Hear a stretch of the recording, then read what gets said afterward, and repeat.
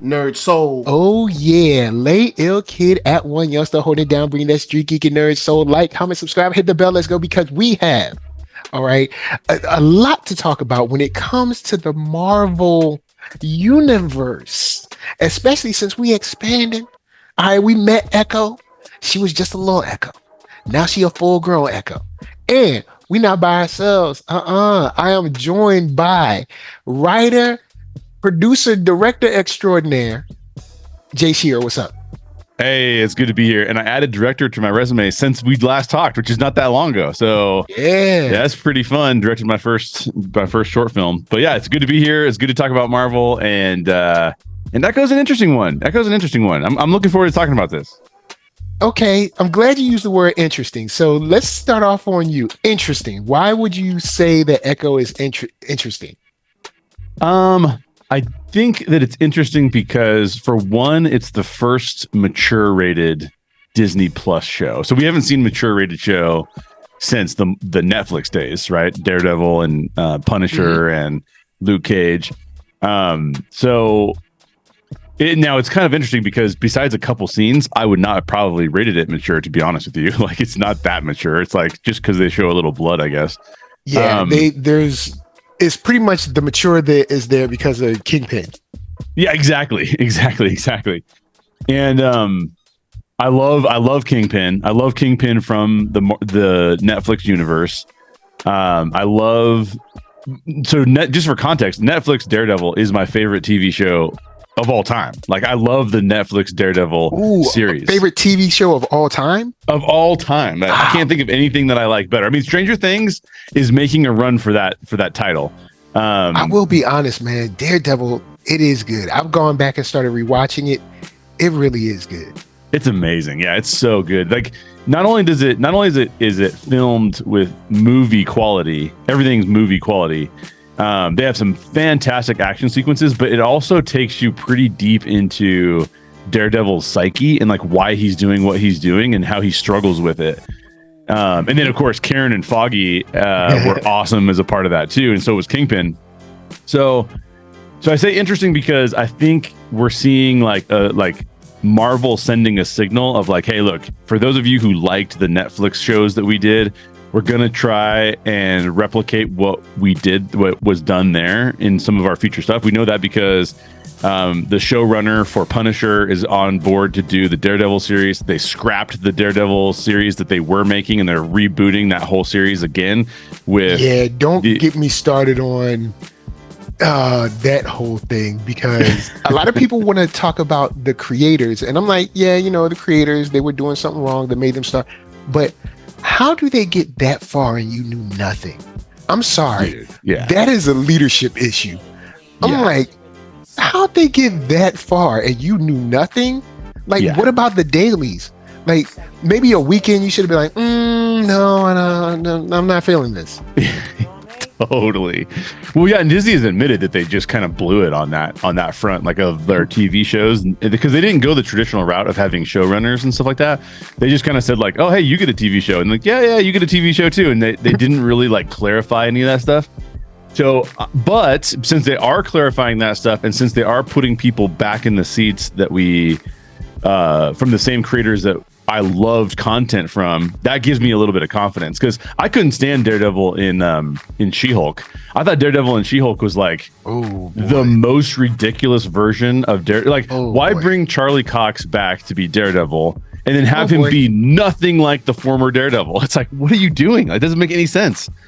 That was not it wasn't my favorite. I'll say that. I know there's people that love She-Hulk. Hey, look, I'm more power to you. It did not work on any level for me. Correct. That's the same how I feel about it too. I think I kind of checked out with, well, you know what? I'm not going to mess with She-Hulk. I'm going to leave She-Hulk alone. I'm going to get back on. We're going to talk about Maya.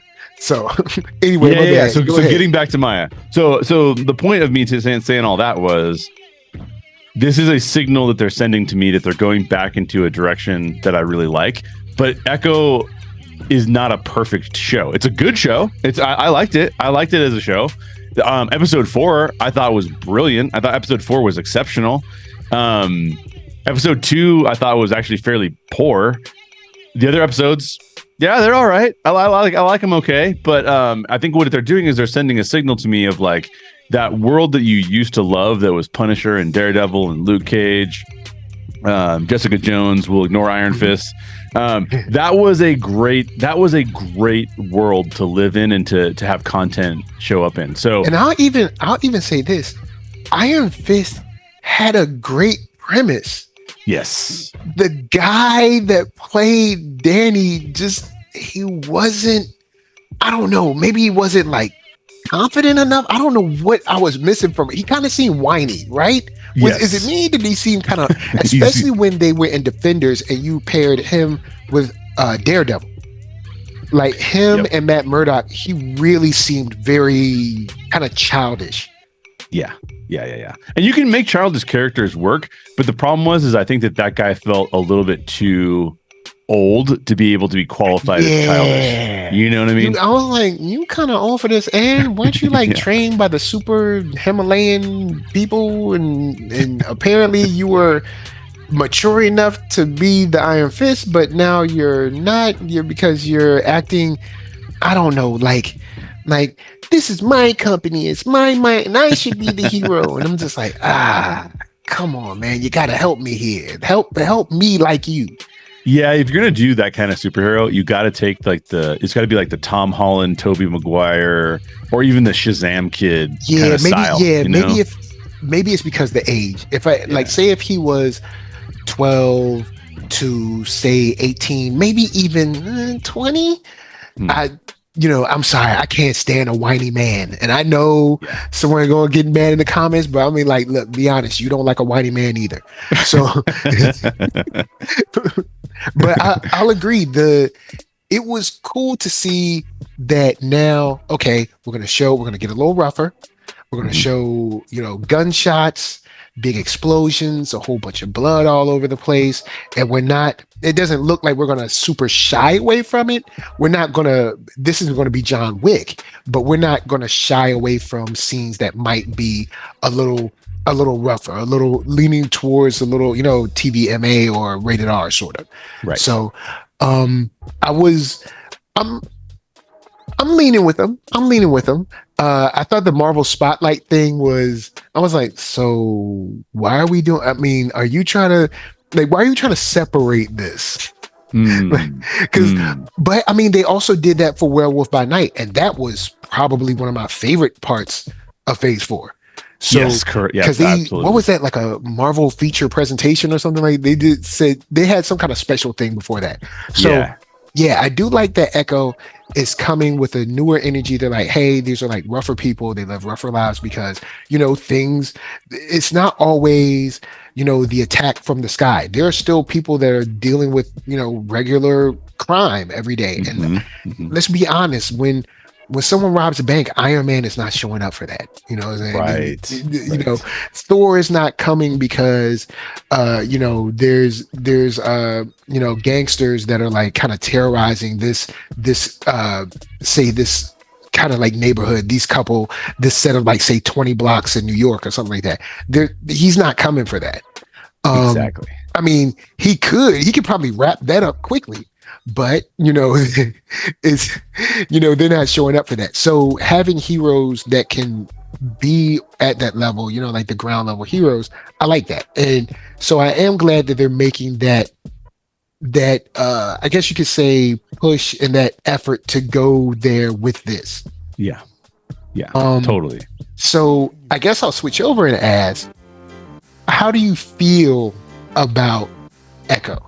Like after you finished episode 5, you saw the little like stinger at the end. What are you thinking? How do you feel about Echo? As a character or as a show? Character first and then the show. Okay. As a character, I'll be honest, I was a little bit disappointed that they made her have such a robust hero turn. Okay.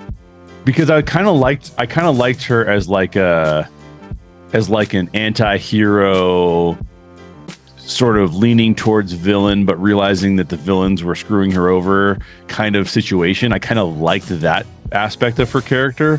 she felt a little bit more Punisher like as opposed to like Daredevil like or anything like that. And so like I like the arc that like she's learning like about her heritage, and her heritage is actually about people who are heroes, and so she kind of starts to live into that. But I don't know, I feel like if you're going to do that really well, you're going to do that over like 2 seasons or something. You're not going to do it in like 5 episodes. That's so fast to be able to pull that off. They definitely moved along on this. I will give them that. And to its credit and some to its detriment, but I do like, I guess because I have felt the meandering of other Marvel shows. Yes. I've liked how this got to the point. Yeah, I liked how this got to the point as well. I think it's interesting where they choose to start all the Marvel shows. Like some of them feel natural, right? Like Hawkeye felt pretty natural. I felt like what was the Scarlet Witch show called? WandaVision felt natural where it picked up. This show felt a little interesting because I felt like you could actually have a show.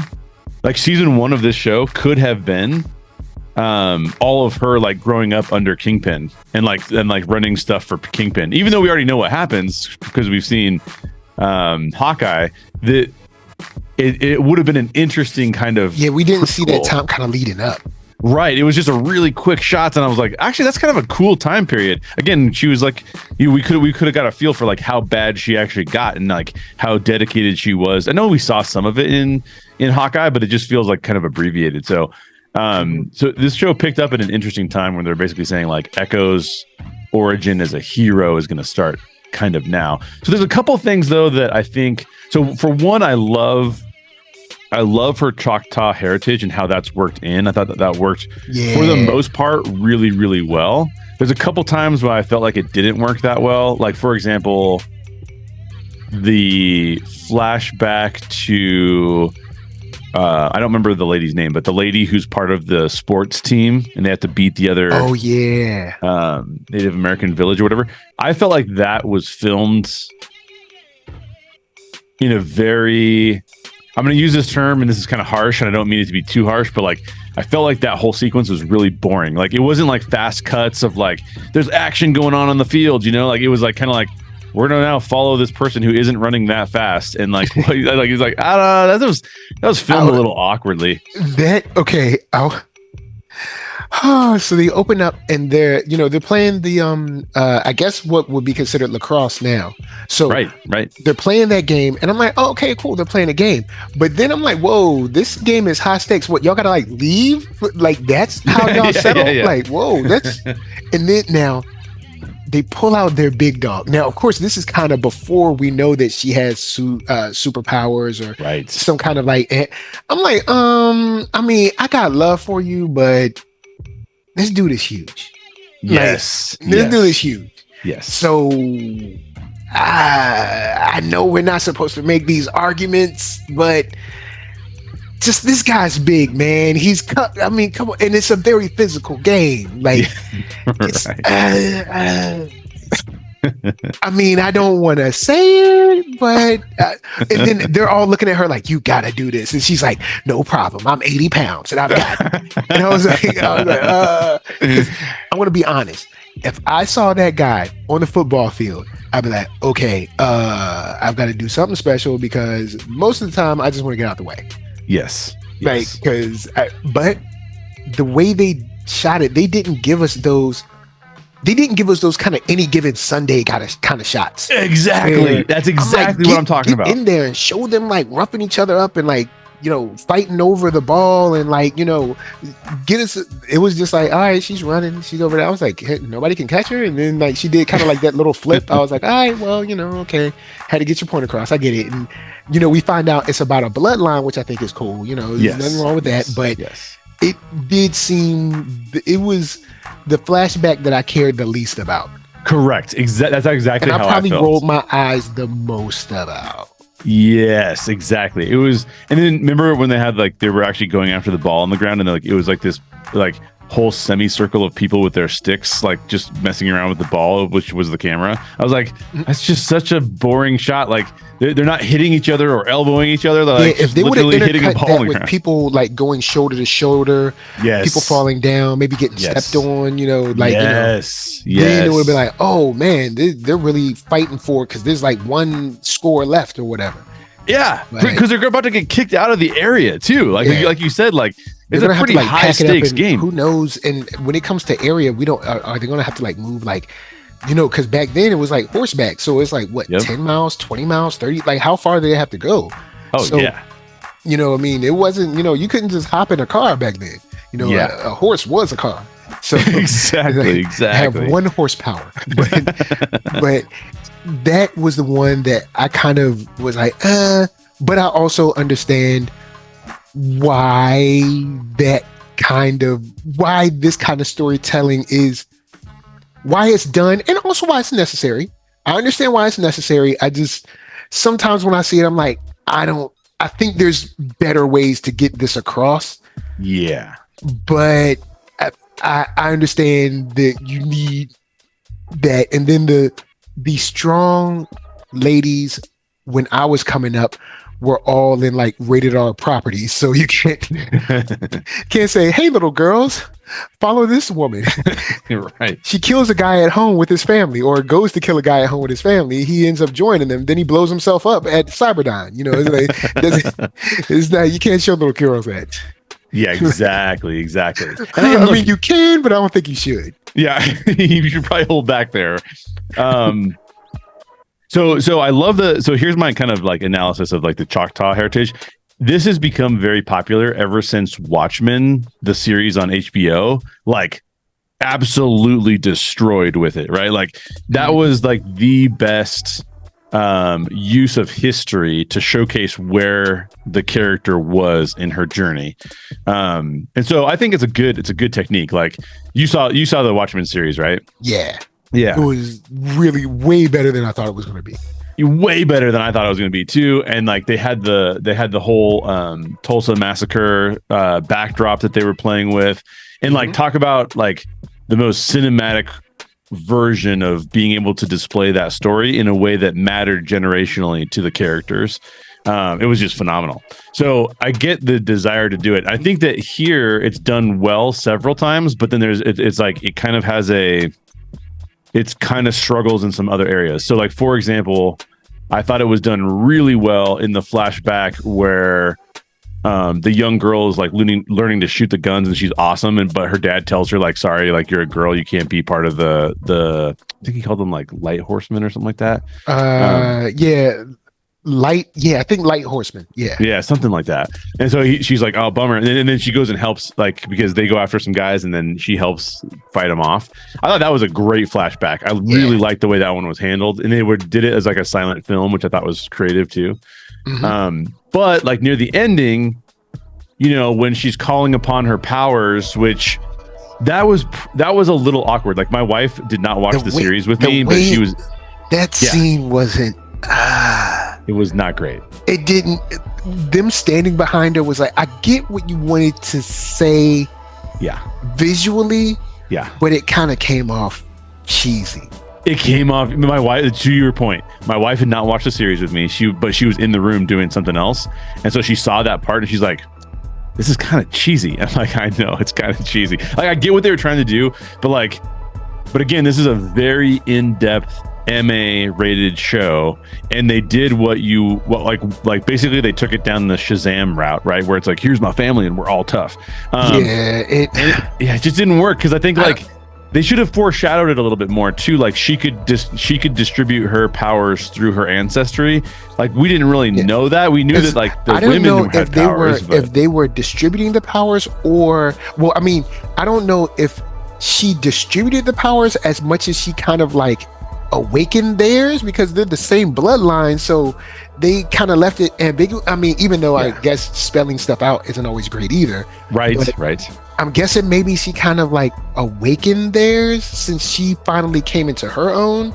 Yeah. So I'm guessing, because since they're part of the bloodline too, they also can draw upon that power. Yeah, you would assume so. Yeah, you would assume so. But it would have been nice to have that at least, like, I don't know. It was okay. So from my perspective as a viewer, I'm watching the fact that now I'm picking up on the fact that there's a lot of history with her family, and that her family in the Choctaw Nation goes back all the way to a sort of spiritually inspired Chafa and her people group of magic users of some sort, right? Like, some kind of like maybe like enchanted people, or maybe Right. maybe they were humanoid but not considered human at the time. I don't know. They left that kind of up to explain later. Yeah, and then this whole series, she's sort of like getting flashbacks of those things, but also she's not really drawing on the power for any reason at all until the end. I mean, I know there's a couple times where her hands light up and maybe it's giving her some sort of power, but we're not really sure what's going on there, and it's like kind of done in a fleeting kind of perspective. So on the one hand, I kind of liked how they were trying to execute it. I just feel like the execution of it, like to your point, felt really cheesy instead of really cool, which is kind of a bummer way to end it, because I did think that like episode 4, like I said, was the peak, because it was just episode 4 to me was just so good. Learning more about her mom and like going back into all of those aspects of things. Like episode 4 felt the most emotionally relevant, and it felt like it made me like Echo the most of any episode that they had yet. All right, cool. I'll agree with kind of like the sentiment about the power and everything. Also, one thing that I didn't like about the show is that she had powers. I kind of wanted her to just be really cool. Like, I'm a really cool fighter. Like, I'm like, I mean, not saying that you can't have powers, but I was just like, oh man, I thought she was just like really, really cool. And I mean, she is. It's just, I would have liked her to be just a human that's awesome. Yes. Yes. But, she has powers, so that'll be cool. That'll help her, I guess, at least have super strength. So I guess also with it kind of like as a byproduct, like durability and maybe like a little bit of stamina or something. I don't know. But, when you're looking at the back of your Marvel card, she has like, but I didn't like that she had powers, but since she does, I'm cool with that, and I like the fact that it's a bloodline thing. And now it makes me wonder how many other people have it, or is it just Chafa's line? Right. Also, shout out to Chafa. When they showed that doll, I was like, dang, they hooked Chafa doll up, boy. That doll is not for the children. I was like, whoa. I was like, all right, okay, I see you. I mean, hey, look, you got to hook it up. But I think I'll switch now, and I want to talk about episode 4. Episode 4 is the one that I think we both like the most. And this is not to be mean to Maya or the young lady that plays Maya, but I think episode 4 was so impactful and awesome because of the conversations with Grandma and Kingpin. Yes. Those two conversations were powerful. Absolutely. And just like the guy, I can't remember the guy from Law and Order. Whenever he plays Kingpin, there's always like this unsettling, like, what are you gonna do? Yeah. Like, are you gonna kill me, or are you like, what are you doing? Yeah. It's always that weird feeling. And the conversation with the grandma, both of them were very, very touching, and in different ways, because you see that Kingpin does have, his heart was 2 sizes too small, but we see that there is this weird sort of familial connection that he has with Maya, and he's about as affectionate as you're gonna get with him. I mean, he brought like her favorite cookies and like, a wine that he thought she would like. It's like, hold on, are you like really trying to, like, this isn't a play. You're like you're really trying to appeal, like you're really trying to appeal to her. Yeah. And I was like, that was awesome. So I definitely liked the episode. I think it was called Taloa. I'm probably pronouncing that wrong. Apologies, guys. But Taloa, at least from what I can pronounce, that was a dope episode. Like, I really liked that a whole lot. Yeah, and it got more into her character. So I'll say this, a couple things. I love the grandmother, the character of the grandmother, and her ex-husband. I think they're both fantastic characters. I loved the uncle that ran the skating rink. Mm-hmm. Loved him too. I thought those characters were amazing. I didn't really like the Kingpin subordinate, sort of Irish guy. Like, to me, it was just that was played too much into the cheeseball category. Just for me personally. And then I would say one thing about, I really like Bonnie too, her cousin I liked a lot. The one thing I'll say about Maya's character, who I do like, and I do like the actress who portrays Maya. I think she does a really good job. However, there's one element of the character, and this is going to probably sound like overly harsh, but I'm just talking about this from a storytelling standpoint, not from a social norms or culture standpoint. But I think it was a little bit of a mistake, or they made it really difficult on themselves to give her two disabilities. She is she's deaf, and she has an amputated leg. She has a prosthetic leg. And here's the reason why I say that. It's really difficult for an audience when there's only 5 shows, and we have to get to know her character and how she responds to her disabilities, but there's 2 of them, which means that we have to constantly be instead of saying look, with Daredevil, for example, right, where it's look, he's blind, he's got to deal with being blind, and that's his whole thing. So then we start to understand well, when can he use his hearing powers to understand what's in the room, and when can he not, and but with Echo, it's not only is she deaf, which she has to deal with, and they play with the sound levels in the show from here, now and again, but also she has a prosthetic limb and then has to deal with that in certain ways. And I don't feel like either of those 2 disabilities got the level of attention that they should have received. It's almost played more as a convenient, well, in this scene, her prosthetic leg is going to be more the problem. And then in this scene, it's going to be her hearing is more the problem. But to me, it felt a little bit actually, I think that if we would have just given her just the hearing disability, that we could have then understood a little bit more. Because one of the things I think we love about characters is we love to know how they overcome the challenges that they have in their lives. And she has 2 big challenges in her life, and it was difficult for me to connect with well, which one's a bigger challenge right now, and why is it a bigger challenge?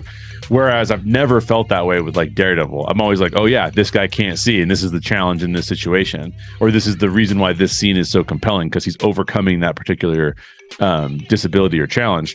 And I feel like having 2 of those in a 5-episode series was a little bit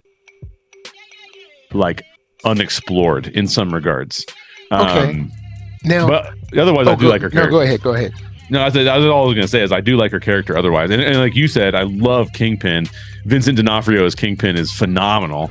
So for the most part, I love all the characters. It's just some here and there that didn't work as well. The other guy that didn't work as well for me was the idiot who works at the skate shop who betrays the uncle.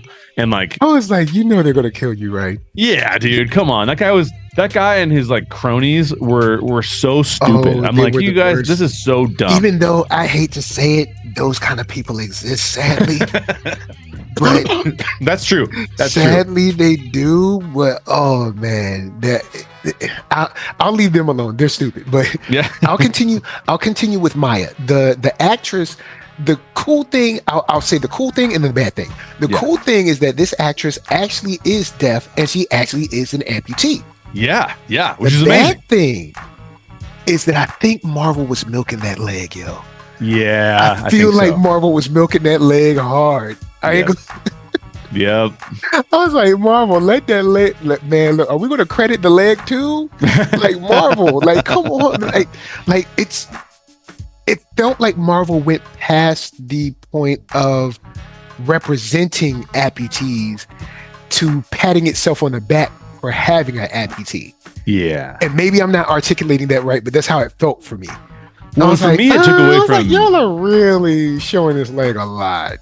Yeah, and it took away from her other disability to me, which is like her name is Echo, right? Now they played that for like she's the echo of generations, and I understand that, and I understand that metaphor, but also, how does she deal with the world being a person who is deaf and has to use ASL? Now she's using ASL all the time, but I don't know what impact that has, like, overarchingly on her character. The way that, like, you remember in Daredevil when like he first loses his hearing and you're like, oh my gosh, like I feel so bad for, or sorry, his sight, and you say like, oh, I feel so bad for this kid. And then when you see him interact with the world, like you can kind of tell that he can't see things, and then he starts to develop his powers where he can actually hear things, and then kind of like use echolocation to see.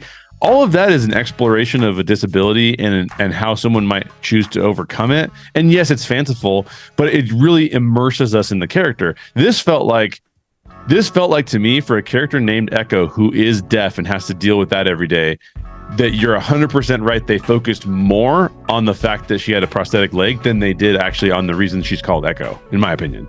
It's just weird. Was it in the movie Ray? When Ray loses his sight, and kind of like how he goes through that as a child, like when he's first losing his sight, that we didn't really get that. I mean, we got the moment when she was younger when they beat up the ice cream man, but we didn't really get anything else, because when we meet her as a child, she's just, you know, hanging out, doing signing and everything. Yep. One thing I don't like about Maya, oh man, Maya is one of those people that are extremely entitled and also mean. Like, so she comes home, all right? She hasn't been home for the longest time. She has ignored everybody, sent everybody to voicemail, left their messages on red, everything, right? Yeah. Then she comes home and she's on some, well, I'm only going to be here for 2 seconds. Well, you know, I don't have anyone who cares about me. I don't have anyone that I care about, blah, blah, blah. Meanwhile, you're not buying any food. Right. This is bringing you food. Meanwhile, you're not in a hotel. No, you're in a home that you ain't paying to stay in. Yeah. So even though you say you have no family, you have no loved ones, which is what you told your uncle on the little water tower or whatever, it sure is funny how you're using up loved one resources. Yeah. I'm like, man, I was so mad. She comes home. The first thing Biscuits does is like, I'm so excited to see you. Oh my God, I can't believe you're here. Goes and makes sure she has food. Goes on this crazy train run. Yeah. Just because she says, would he have said yes to anyone else? No. And why did he say yes to you, Echo? Let's be honest. Because you're what? A loved one. So stop acting like you don't, like, I hate these kind of people. Like, I'm all on my own. Are you? Because you're not paying rent. And actually, in a great segue, she wasn't in a hotel, so we wouldn't be able to tell her that there's no vacancy. But speaking of no vacancy, you have a film on the way. Yeah, man. Could you please let the good folks know what is No Vacancy? Yeah, so No Vacancy is a proof of concept short film, which just means that we filmed it so that we can use it to showcase our feature script that we've already written, that we would like to make. And so because I'm a writer, and because you know, some people will make proof of concept films that are just scenes from the feature or a trailer for the feature. And because I'm a writer, I'm like, no, I want to have its own little story. Like, I want to have a proof of concept film that's its own story. So yeah, we wrote the Harlequin is the feature film. We wrote the Harlequin first, and then I was like, wow, I really want to make this film, and it's a low budget enough that that's within the realm of possibility to do. But I need to, you know, find people who will help me fund that film. So in the meantime, I'll use what resources I have to film a short film instead. And I co-wrote it with Nathan Sheck, and we took it to one of my good friends, Lucas Colombo, who's a DP and a director himself. And I said, hey, do you want to work on this film with us? He's like, yeah, this is awesome. Let's do it. And we went and filmed it. It is about an investigative journalist who has made some choices earlier in her career that are coming back to haunt her. And she's isolating herself because of some blackmail she has received. And in that isolation, she is having to deal with, someone who's blackmailing her. And it's a pretty intense little film, but it was a really, really fun experience to make it. It was my first time directing anything. So, I shouldn't say that. It was my first time directing a film. I've directed audio projects before, but this is the first time I've ever directed a film. So it was fun, man. It was really, really, really great experience. And it has like some of the characters are inspired by superhero archetypes or like comic book archetypes. So for example, in the film, the investigative journalist that we're following is essentially an investigative journalist you'd see in comic books. Like it's very much like a Lois Lane, or I can't remember the name of the character in The Flash off the top of my head, but there's an investigative journalist in The Flash. It's that whole vibe. So it was a really fun project to work on, and everybody who got involved was amazing. So I can't wait to show it to everybody. We have a little bit of a delay because Moai Films, which is run by my friend Lucas Colombo, who is a DP on the project. Unfortunately, my heart goes out to him. If you're a person who prays, or if you're a person who gives good vibes, definitely give them to Lucas, because his mom just passed away this last week. And so I don't know when the movie will be coming out. It was originally going to come out in like the January, February timeframe, but I'm thinking that it's probably going to get pushed back into March or April. But I can't wait to show it to everybody, because we had such a fun time making it, and everyone was so cool to work with. So yeah, thanks for bringing it up. It's a really cool, cool process. Yeah. Yes. Look, the trailer is out. I've seen the trailer. I'll put the link down below. But yeah, the trailer is cool. So I'm like, I can't wait to see this. I'm excited. Yeah, it'll be really fun. I can't wait to show it to you. So back to the gritty streets of Taloa. I can't remember the place that we're in. Taloa.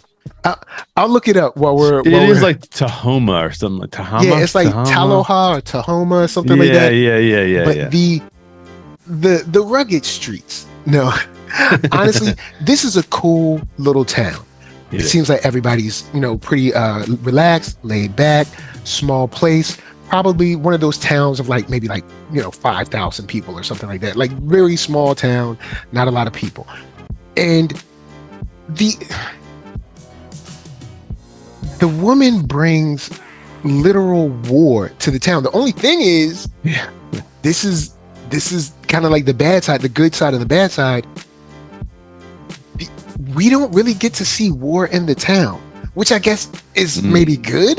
And it's called it's Tamaha. So Tamaha, there Oklahoma. You go. Yeah, that makes sense. But I like the town. I kind of wanted to see the war go down, but I guess it's weird. On one side, I wanted to see the war happen because this is what the uncle was talking about, and this is kind of what we got an idea was coming. The dude took out a shoulder fire missile.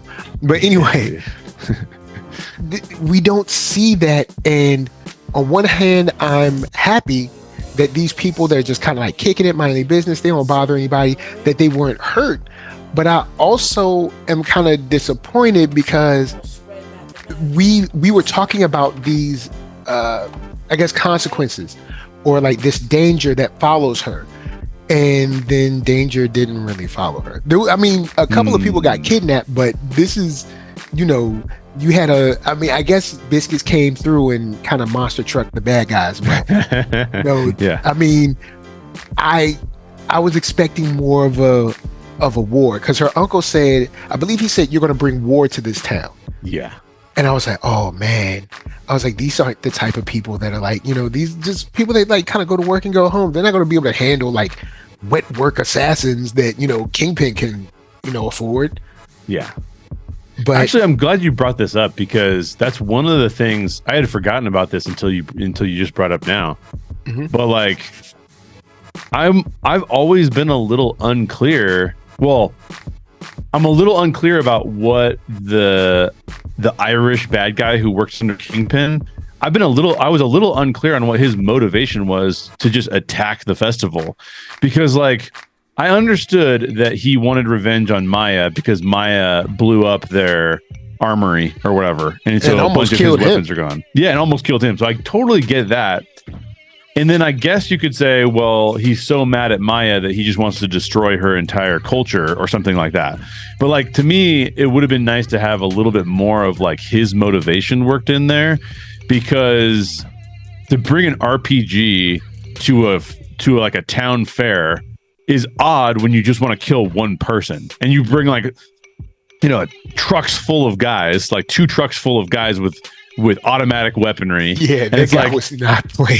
Yeah, that guy was not messing around. The only thing I could assume is maybe Kingpin was like, I want to destroy everything she has, so I'm the only thing she does have, maybe, because she did say that he isolated her, so maybe that's it. And I wish I would just got a line of that. You know what I mean? Like, well, since you seem to want to go back to your heritage and your culture, I'm just going to destroy it, or something like that. Let me know exactly why you're doing it.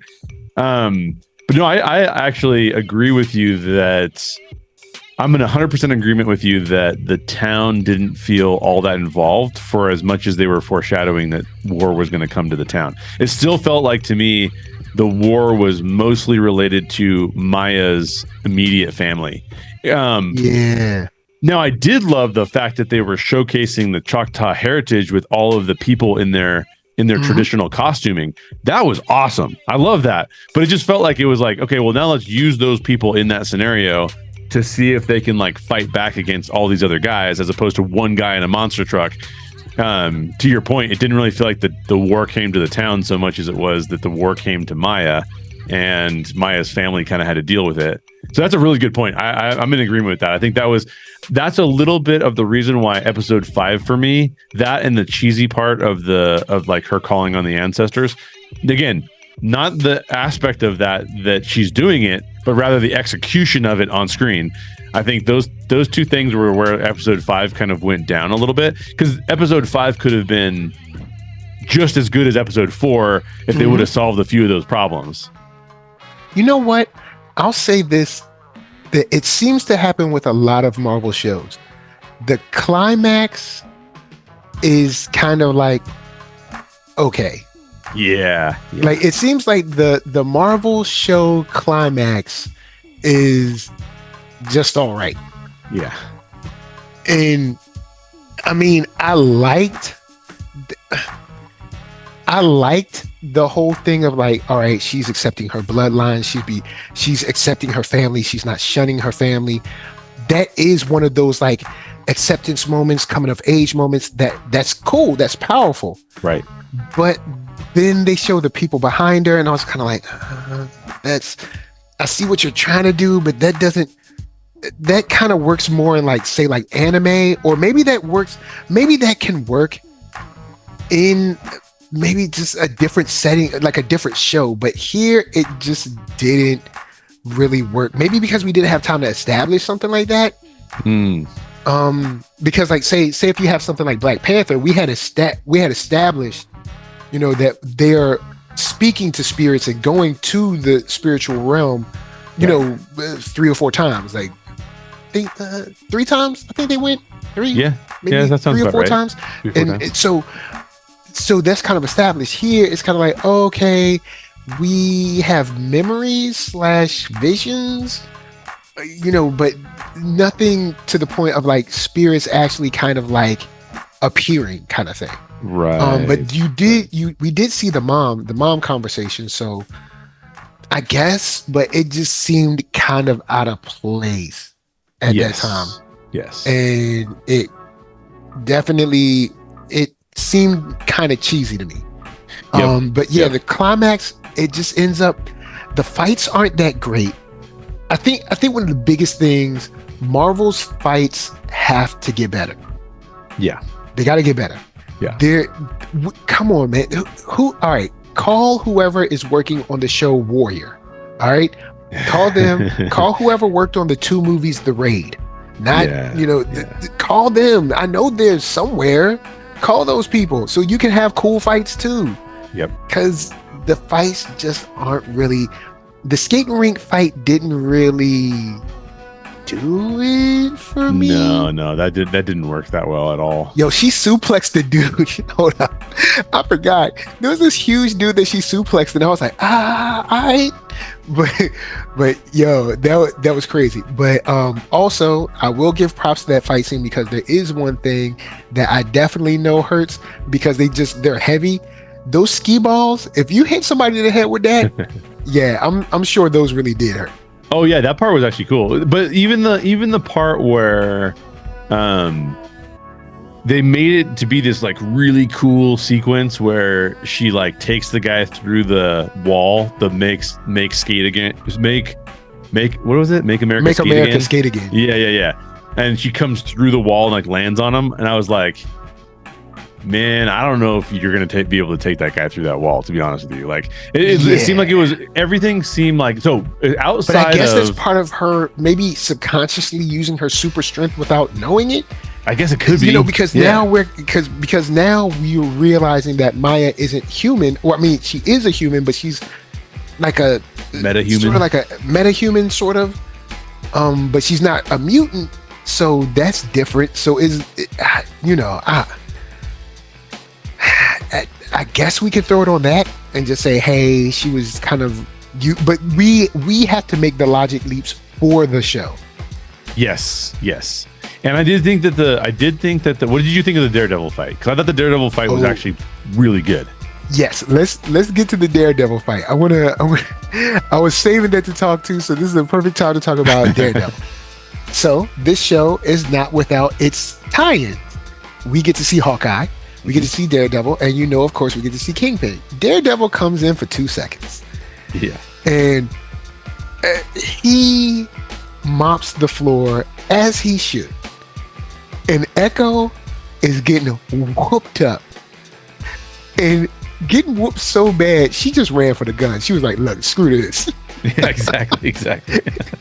Like, it's a shame when you're getting beat so bad, you're like, nah, I need a gun now. I thought I was cool, but he's on another level. Like, even though he was like, oh, no, you don't. But I did like that fight scene. I thought it was good to see Daredevil come in.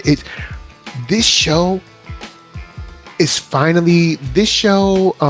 also with the Marvels, and I know there's polarization about the Marvels. I enjoyed it. I had a good time.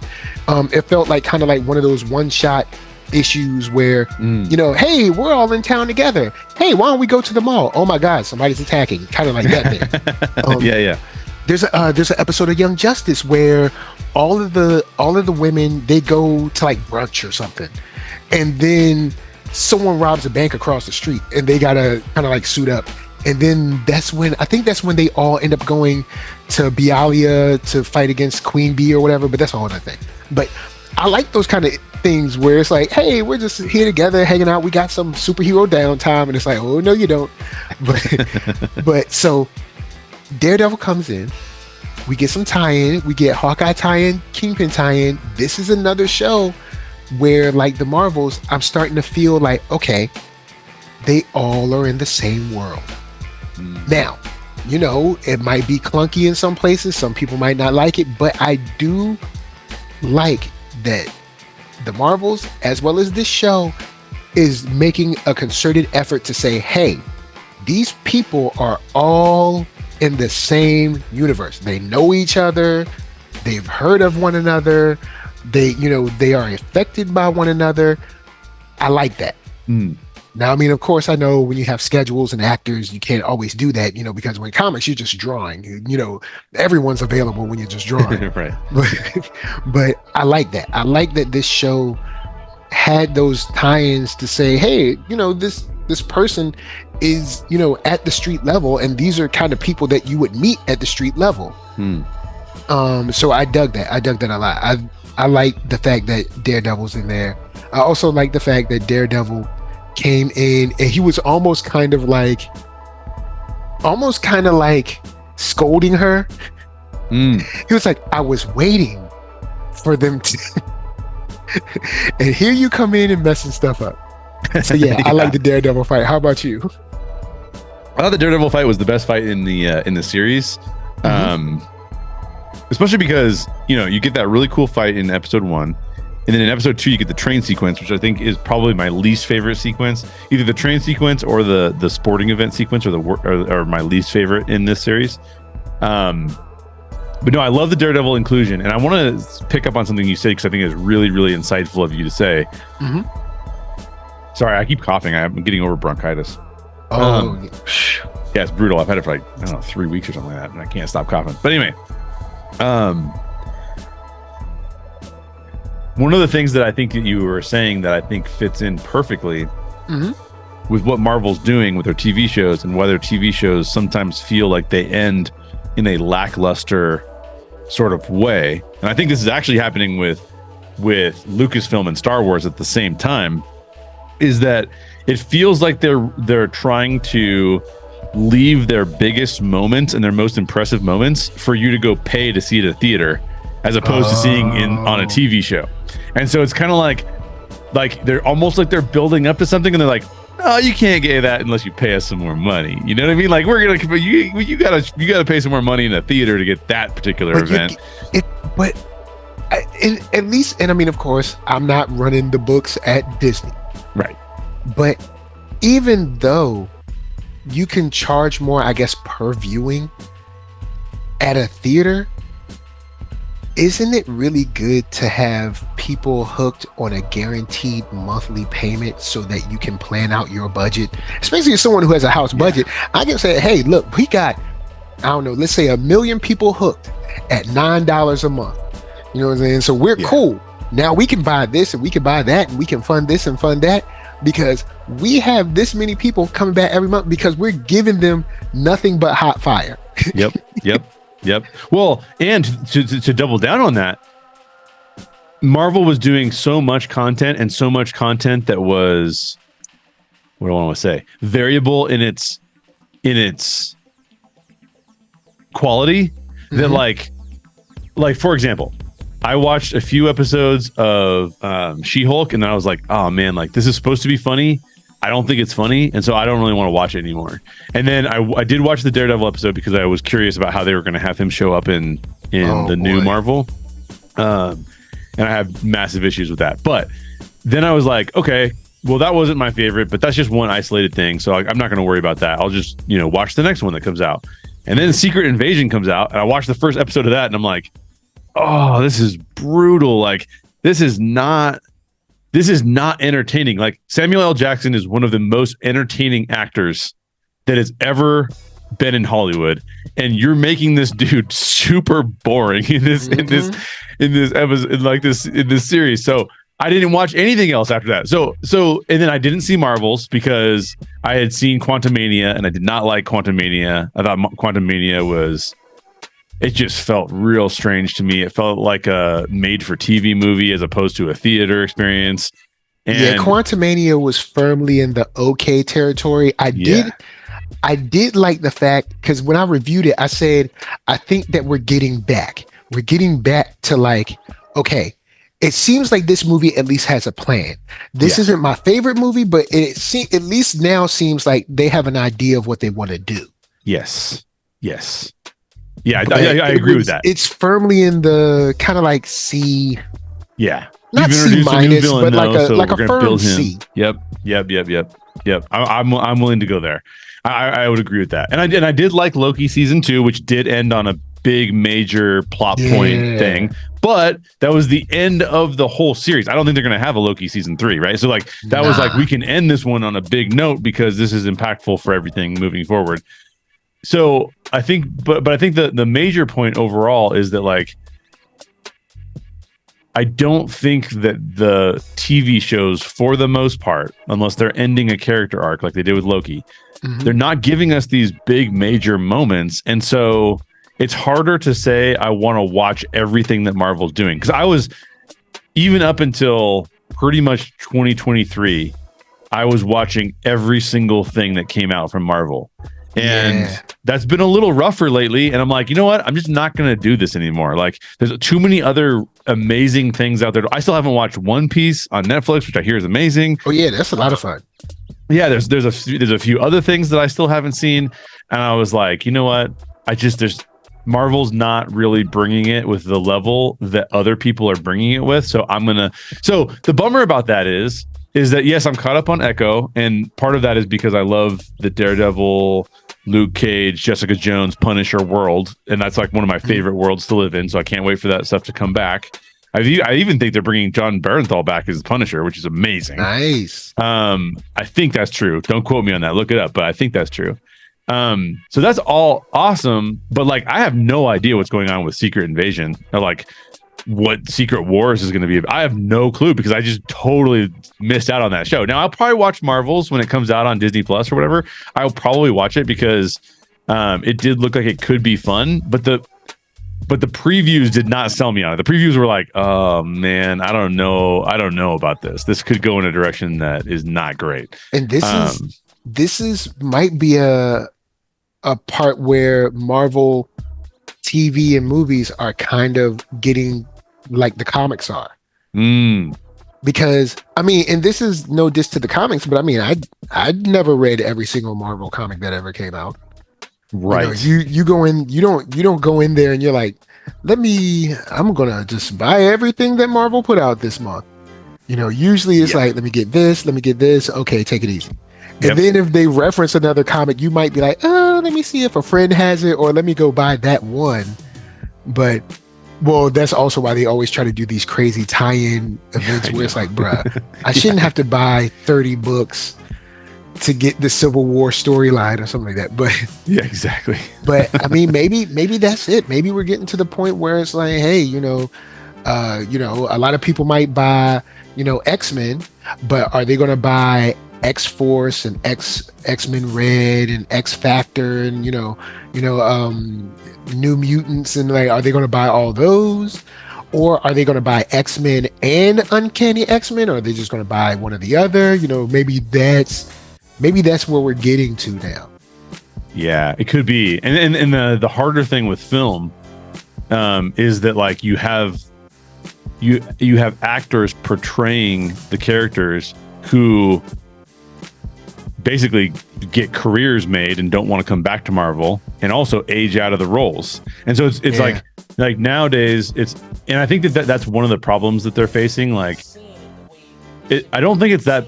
Well, I'm just going to speak from my perspective. I don't know how other people feel about this because there's really crazy people that have really weird feelings about this stuff.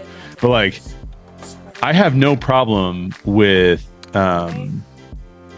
Falcon taking over the Captain America role, right? Like, that's fine. I don't mind that at all. But the only bummer about that situation is that we know that Chris Evans is basically not going to be playing Captain America anymore either. Like his character, whether or not he's Captain America, is not coming back in any way, shape, or form. But the comics don't have that problem because the comics can just keep using the same character, can keep using Steve Rogers over everybody's 31 for like the rest of their life. Exactly. Everyone's like 28 to 32 forever. Exactly. And so I think it's a little bit more difficult for film and TV to do all of those tie-in series like you're talking about, because they always have to be constantly reintroducing us to a different actor in the role, because they can't have the same actor in the role forever. So it's just kind of like a weird. I think they need it. I think you're right that that's exactly what Marvel's doing from a strategic standpoint, and I think it's probably not the most ideal situation, because you described it in comics and you said, there's no way I'm buying all these things. That's one of the reasons why I don't read comics, is because I'm like, I feel like they've serialized them to the point where it's hard to just pick up any particular comic anywhere at any time and like get into the story. It feels like you're missing decades worth of information, and that's impossible. So I really hope they don't go down that route, because I don't think that will work with film. I did a to prove this point, and this is anecdotal evidence, but it's still a piece of data. I did a talk at a university one time. They had it's a university I graduated from.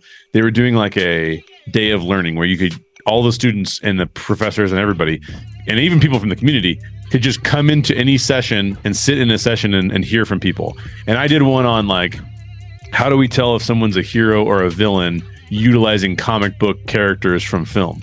And I had like, I don't know, there's like maybe 8 or 9 people in there. So it wasn't like a big talk or anything like that. It was just pretty small talk. And at one point in time I went, this is the year that Black Panther came out, right? And I go, I think Civil War had come out too. I don't remember exactly what had come out, but I said to them, I go, how many of you have seen Black Panther?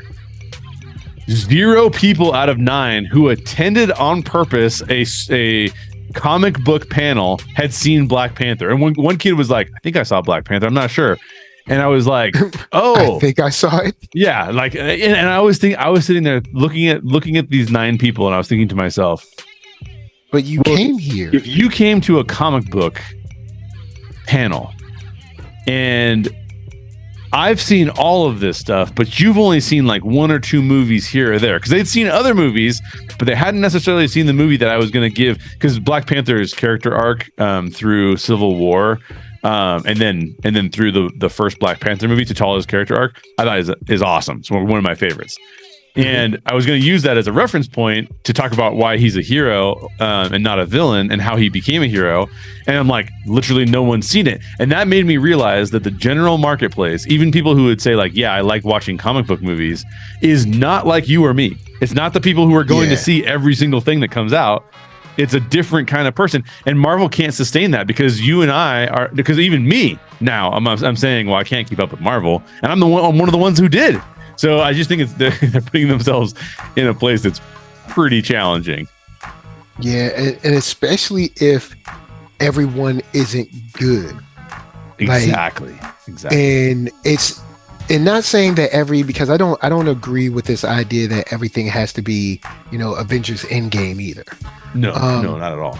But just if all of these things can be, say, objectively, say, like a B- to a B, we'd have a lot more fervor for these projects. Yes. And I think that's why people are like, oh, well, I'll watch this and not this and stuff like that.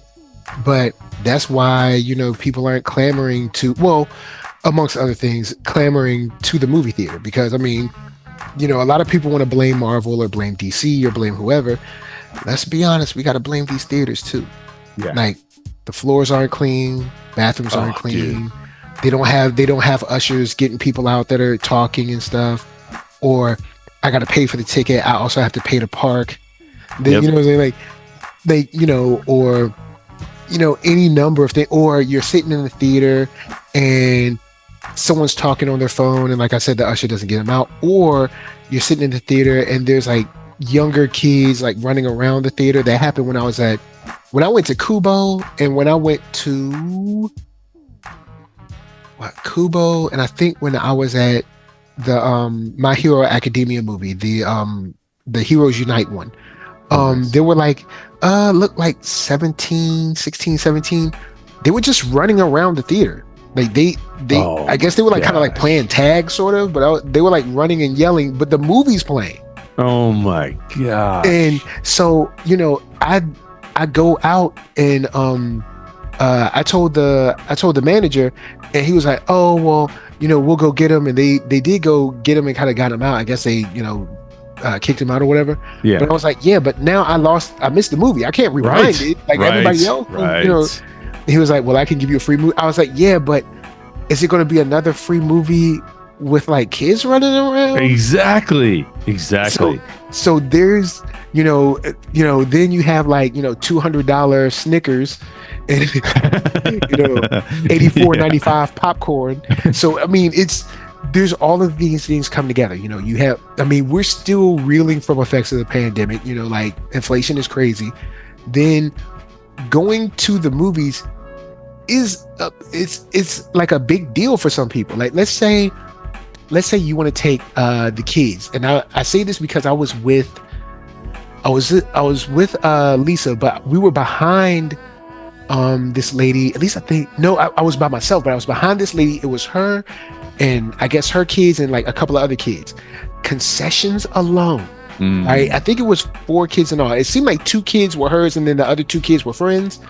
But concessions alone, it was like $123 or something like that. Oh my Concessions gosh! alone. Holy we haven't cow! even gotten the the tickets. And I mean, of course, she already paid for the tickets, but I'm not. This was you're from, well, you've been in LA, so we were at the Century City AMC, so you had to pay to park.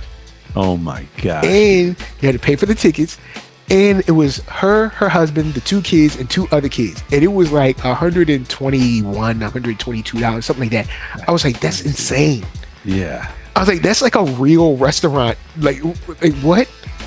I mean, and I miss it. I truly do. That's a good date at Truxton's. Yeah. I miss Truxton's. Oh, I miss Truxton's so much. No, like I think I almost feel like exactly the experiences you just described are why I don't like going to the theater. Like now, don't get me wrong, I used to love going to the theater. I used to wait, I'm old enough that I was showing up to Lord of the Rings or the prequels, or even if you go back even further, I was going to the Star Wars re-releases back in the late 90s. And I was going and buying my tickets as soon as the theater opened so they didn't sell out. And then I was driving back there like 3 hours before the movie would start just to get in line so I could get one of the best seats in the house. Oh, yeah, I forgot because they weren't assigned seats. They weren't assigned, yeah. You had to line up because I remember lining up for the prequels for that episode 1. Yep. Oh, yep. boy. You had to do it. And so like I remember all that, but like when you went through that level of preparation to go to a movie, most of the people there were not going to be running up and down the aisles and stuff like that, right? Like they were going to be like, I've been waiting in line for 3 hours. I'm not going to ruin this movie for myself or anybody else. Yeah. And so now when I go to the theater, like I try to avoid going to the theater, to be honest, because most of the time you don't know what experience you're going to get. You don't know if there's going to be people who are loud in there. I had in the theater that's closest to me, 'cause I live in kind of like not in the middle of nowhere, but I live pretty remotely. Let's just say that. And the theater that's local to me is actually a really good one. So it's new and everything, and it's awesome. But we had an outbreak of moths for whatever reason. We had an outbreak of moths over like this is like not last summer, but the summer before, I think.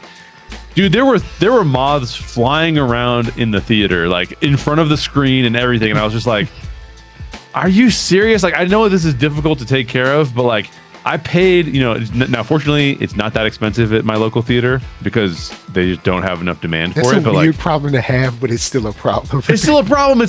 My point is like, I can be sitting in my house. I watched, my wife and I watched Past Lives.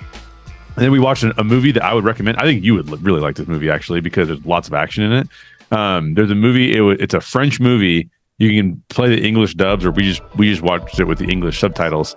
But it's called The Three Musketeers d'Artagnan, Part 1, and it came out just in last year. And it's about Three Musketeers and all that. And I loved watching both those movies at home on my small TV. Like, I don't even have a big TV. I have like a 50-inch TV or something. And like, I mean, that's not small, but it's not like it's like, some of my friends have like 80-inch TVs. Theater screen. Right. And so I used to love going to the theater, but I do not love going to the theater anymore for all of the reasons you described, which were perfectly described. Like, why aren't the theaters? But back in the day, it used to be that that an usher would walk into every single showing and like kind of like flashlight. Have the flashlight, exactly, and they'd be like. And if there were some people that they were like, I never saw these people buy tickets, they'd go ask them, like, hey, did you guys buy tickets for this showing or whatever? Nowadays, you pay for your ticket, and sometimes people will be sitting in your seat that you've already prepaid for. You're like, yo, this is my seat. Yeah, exactly. It's like, do you not know how to read letters and numbers together to tell you where to sit? Like, come on, man. Like, I just, and like, there's no usher presence. They rarely kick people out. Like, it's so frustrating. Everything you described is the exact reason why I don't go to the theater as much anymore. So we have gone on a tangent, but maybe we're touching something because Disney Plus did do this with, what did they do? Was it Cinderella? I can't remember what they did, but maybe look, come out with your movie and just give it to us at home. Like, sell it. I will pay for it, and then I can watch it at home. I can pause it when I feel like it. I can and then once I pay for it, then it's just available on Disney Plus for me after that. Yep. Or maybe it's available to me for like, a weekend, like some blockbuster stuff. Like I get it for 5 days and then it like disappears until it comes out on Disney Plus for real. I don't know. But then I don't have to drive anywhere. I don't have to drive anywhere. I can pause it when I want to. I can rewind it, and I can, turn on the subtitles or something if I miss something, or if y'all do what y'all love doing in Hollywood movies, is have somebody whisper at the lowest whisper possible to ever whisper. And then you're like, what did he say? And you're like, hold on, turn on the captions. Now rewind it. Okay. Oh, that's what he said. Yeah. Or what makes you even more mad is when he's whispering and he's saying something and you like rewind it 3 times. So then you turn the caption and it's like inaudible. It's like the captions just say inaudible. I'm like, man, you're killing me. That's so true. But I mean, I'm pretty sure people would do that. I mean, I don't know. I know they tested it with what movie did they allow people to buy on Disney Plus? I can't remember. Yeah, there was a pandemic release that they had. It was in the pandemic. Was it? Yeah. No, it wasn't Cinderella. It was something, but somebody in the comments will let us know. But yeah, I'd be willing to do that. Like I buy movies at home all the time anyway. So yeah, for sure. Let us buy it here. Put out the marbles, let us buy it, and then we can just watch it at home, and I don't have to go anywhere. Exactly. Because, even though I know, all of this stuff is kind of connected, the movies also have to be exciting too, but going to the theater can also be a drain. Especially once you start having kids and stuff, it can be even more of a drain. Because it's like, okay, I have to figure out when I can go. Can the wife watch or can the husband watch, or maybe we can drop them over grandma's real quick and go see it 2 hours, come back. You can't just like, it's not like you're 18 and you're like, hey, I'm gonna just go see the late showing. You can't do that. You got a bedtime routine. You can't do that. Yeah, totally. You gotta, shower, brush your teeth, all this stuff, read a book, go to bed, and then they get up and then you go to bed again and then get up one more time, then go to bed again, then they're really asleep. So, but yeah, maybe that's the thing. The Marvel shows definitely have to give us more in that finale. Like we need those kind of like, we need those like knockdown, drag out finales that have us. You know what, Marvel? I want you to aim for Across the Spider-Verse type finales. Have us angry. Have us like, whoa. There's not more. Hold on. There's definitely like 30 minutes more. Like, because you're gonna end it here. Have us wanting more. Not like, oh, okay, that's all right. That's ended. Yeah. Like have us super excited to go talk to other people, because I don't think that this is a bad show. Like I guess we can I'll throw it to you for final thoughts. Final thoughts on the show as a whole, and what are you expecting from Marvel, I guess, concerning this? Because or you know what? Before final thoughts, I'll do this. Kingpin and his stinger. Kingpin and his stinger. We do have a little bit of possible Devil's Reign, I guess, inference in this, where Kingpin could become the mayor, could be running for mayor, and the Devil's Reign storyline is kind of cool. It's all right. I think it's all right. The only thing is, that's a lot of actors that y'all gonna have to bring in, and I like the Devil's Reign storyline. I'd love to see it played out in live action, but are y'all gonna do it like Secret Invasion? Because Devil's Reign should probably be maybe half a phase. We see Guardians of the Galaxy doing their thing, and then when we flash back to Earth, it's like, oh snap! Like our heroes are dealing with this. Yeah. So maybe Thor can't. Well, Thor's not really involved. So maybe they can't come down to Earth and help anyone because they're Fantastic Four. Oh yeah, they're not even introduced. Yeah, you can't really do Devil's Reign because we don't have. I guess we got Spider-Man, but we don't have. Yeah, we'd have to modify that a lot. So I don't know what they're thinking. It'll probably be a super modified version of Devil's Reign. Because now that I started thinking about it, like, we don't have any of the kids. We got Miss Marvel. We don't have Spidey. Well, we have Pete, but we don't have Miles. We also don't have the Awesome Hulk. We don't have him. Right. Yeah, we don't.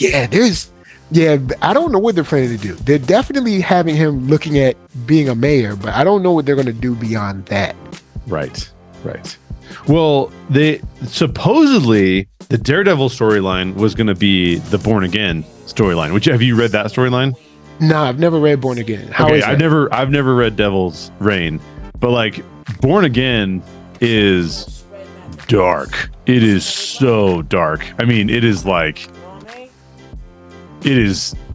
won't even say what it's about because it'd be too much of a spoiler. But it is crazy dark, and I think that they could pull it off with Kingpin being the mayor. I think would be fine. I don't think that would be a problem necessarily.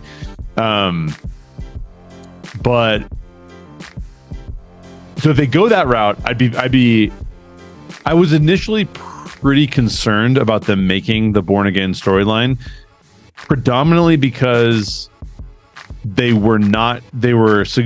suggestion at the time was that we're not doing it in the Netflix style, which means it was going to be done in like the PG-13 style. It was going to be done in and I'm like, that storyline is so dark that I don't know how you can tell that storyline in there's drug addiction. There's Daredevil goes through basically hitting rock bottom. He's not the one that's addicted to drugs, but someone close to him is.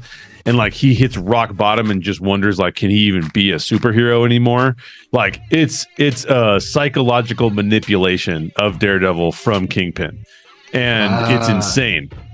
And it's so dark that it's almost I think it would be better actually as a film or a TV show than it was as a comic, because the comic almost is just kind of revels in its darkness as opposed to. Oh, Frank Miller did. Oh yeah, I know how he get down. So yeah. Definitely, they just bathing in darkness. I'm pretty sure. Yeah, there's probably some dark scenes that are just dark for the sake of it because he's like, I'm Frank Miller, so I have to go there. Correct. Exactly right. So I want to see that on screen, and I think that Marvel can handle it really well. But I want the Daredevil creators from Netflix to be the ones doing it, right? So I think that the setup for the future of Daredevil and Kingpin and Echo and all that is solid, so long as they lean into all of those things. And I'm looking forward to it. I'll say it that way. I'm looking forward to it, and I'm more looking forward to it since we saw them literally say this part of the universe is going to continue on with the new creators, and what we were getting is not what we wanted. That to me is a good sign that maybe they're finally realizing that why reinvent the wheel when the wheel you had was amazing. Yeah, and the good thing is, since we're keeping these actors, I'd be interested because if we're keeping these actors, it was shown they're saying that the Netflix universe is honestly tied to the MCU, where it was tied, but they were always very, very close to the vest with how close it was tied to it. But now, since we're saying that it's definitely part of the MCU, then now that I think about it, we have opened up possibility for our younger heroes. Well, I guess they've grown up now. They're a little bit older now, but there was a tie-in because one of the cops in the Cloak and Dagger show was one of the cops in the Luke Cage show, I think, or the Jessica Jones show. So those were tied together. Yeah. And then there was a tie-in with Cloak and Dagger and the Runaways. Oh, cool. So now if my idea works, if my thoughts be true, but that means we have not only Miss Marvel, Kate Bishop, and then sort of Cassie, because I don't know what she's doing now. I guess he's still going to be getting her hero on. So Cassie and possibly Patriot, but we also have Cloak and Dagger, who are of course older now. But we have Cloak and Dagger, and then we have the kids from Runaways as well to draw upon. So like Nico and I cannot remember the young girl that was like all made of light or whatever, but we have those characters.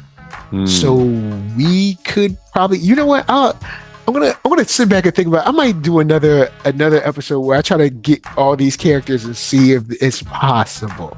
Yeah, Maybe that's fine. So I mean, but I think a modified Devil's Reign that sort of kickstarts, Daredevil's show, that can work.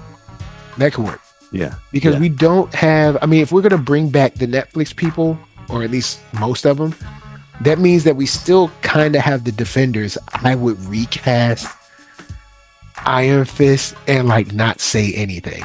Yeah, totally. Like I would recast Iron Fist super fast and just like not say anything. I'd just be like, "This is Iron Fist," and they'd be like, "Really? Yeah, that's him. Don't ask."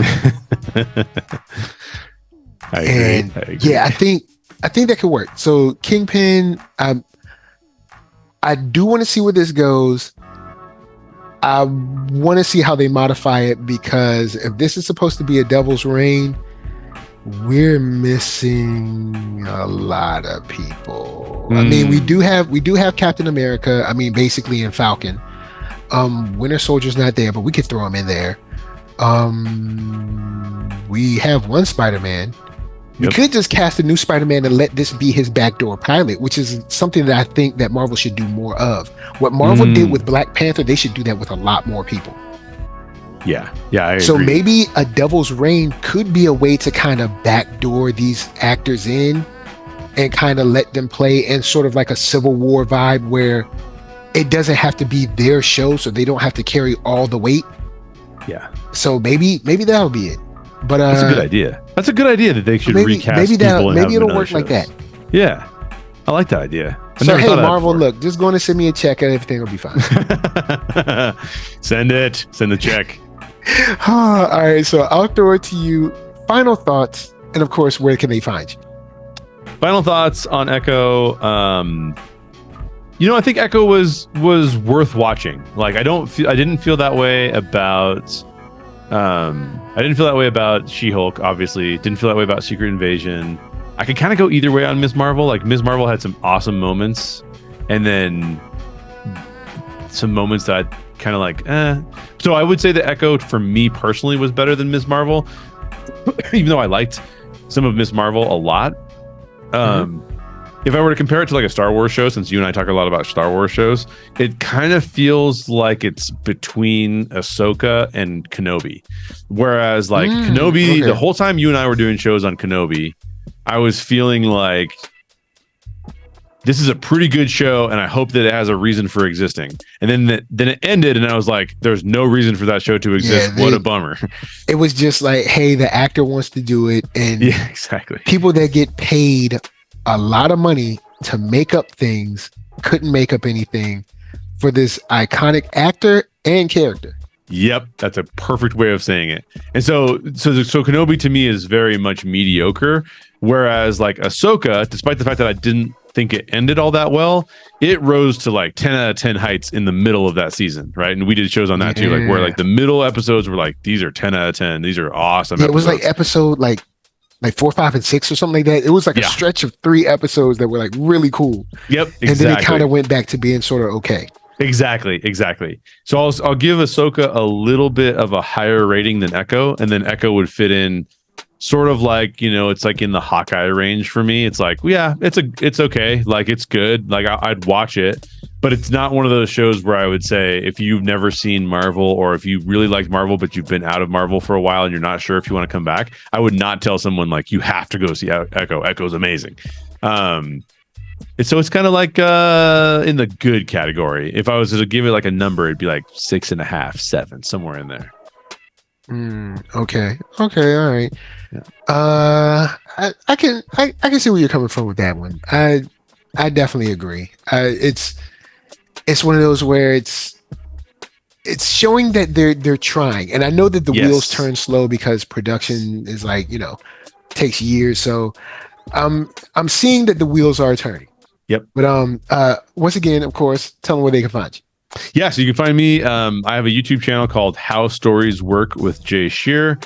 I'm doing a lot of content on the movie that I directed. So I'm talking about what I learned while directing that film. So if you want to come alongside me and learn some things about directing film, you can check it out on How Stories Work with Jay Sherer.